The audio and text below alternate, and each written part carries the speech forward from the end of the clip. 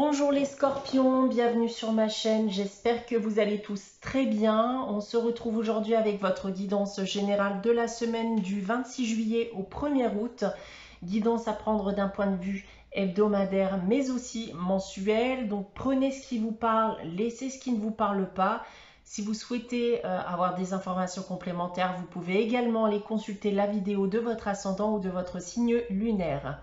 Pour une guidance privée, vous pouvez me contacter soit par mail, soit via mon site internet que vous trouverez en barre d'infos. Et comme chaque mois, vous le savez, il y a un concours sur ma chaîne qui permet à l'un d'entre vous de gagner une guidance privée pour le domaine de son choix. Pour y participer, il suffit d'être abonné à la chaîne et de laisser un commentaire sous cette vidéo. On va débuter de suite votre guidance, les scorpions, avec le tarot de Marseille et la sagesse de l'oracle qui vont déterminer les énergies générales de cette période. Et on a pour commencer la papesse et l'étoile.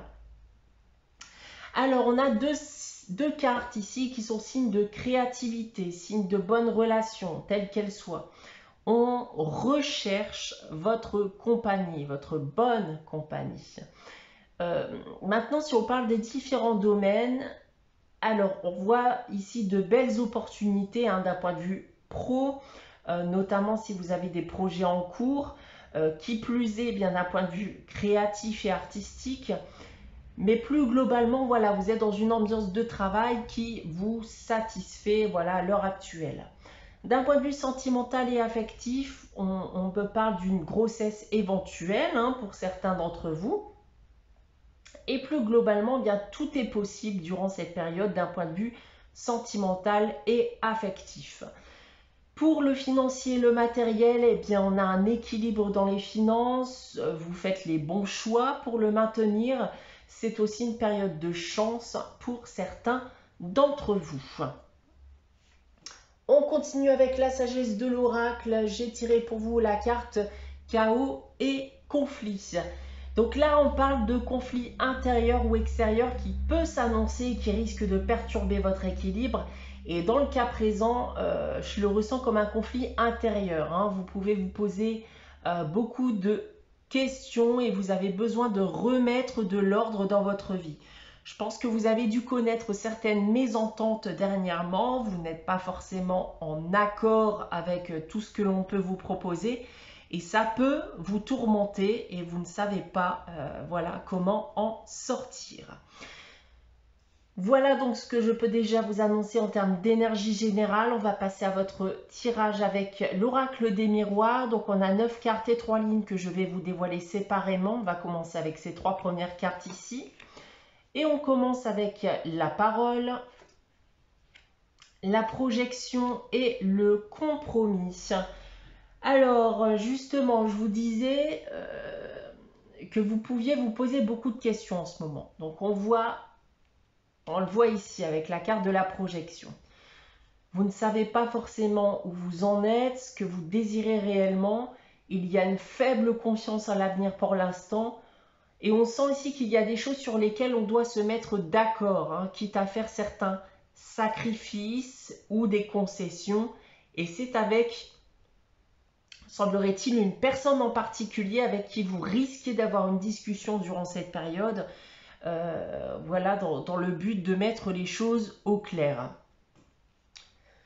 Ensuite, on a la naissance, la correspondance et la distance. Alors, plusieurs choses avec cette ligne. On peut déjà me parler du début d'une relation à distance. Vous communiquez par le biais du téléphone, mail, application de rencontre, pourquoi pas. Certains pourraient aussi se renseigner dans le but de démarrer une nouvelle vie ailleurs, déménager, avoir un nouveau travail dans une autre région, voire un autre pays.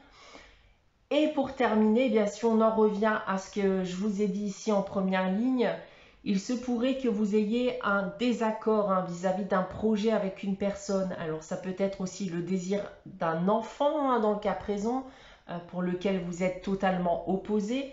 Et vous pourriez bien chercher le soutien d'autres personnes dans le but de vous guider.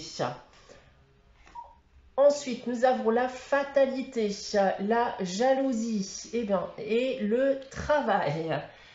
Alors, eh bien, je retrouve en quelque sorte ici ce message de conflit intérieur, hein. Je pense que certains d'entre vous sont de plus en plus défaitistes, n'arrivent pas forcément à franchir un cap. Il y a une adversité chez vous. Il y a une part de vous qui a envie, l'autre non. Vous ne savez pas quoi faire, vous savez que vous devez remettre de l'ordre dans tout ça, travailler là-dessus. Et je pense aussi qu'il peut y avoir actuellement une adversité avec quelqu'un d'autre, une personne qui partage votre vie.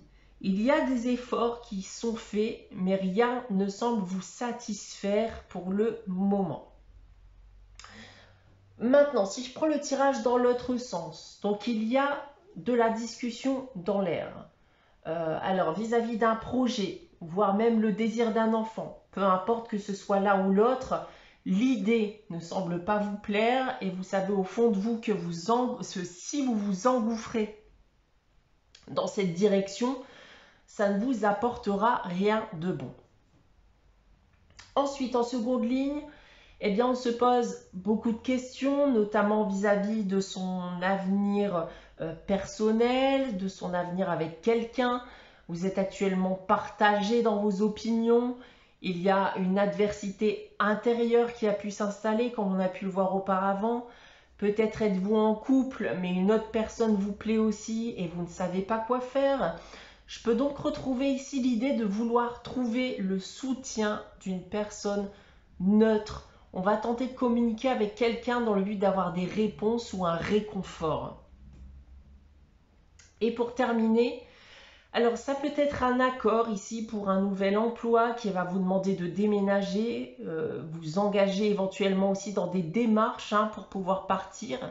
Et ça peut être aussi lié à cette discussion que vous allez avoir, qu'on a vu en première ligne, vis-à-vis d'un projet quelconque. Pour l'instant, on ne veut pas s'engager dans quelque chose, mais on arrive plus ou moins ici à gagner du temps. On trouve un compromis dans un but éventuel, voilà, de trouver une solution, voilà, de son côté.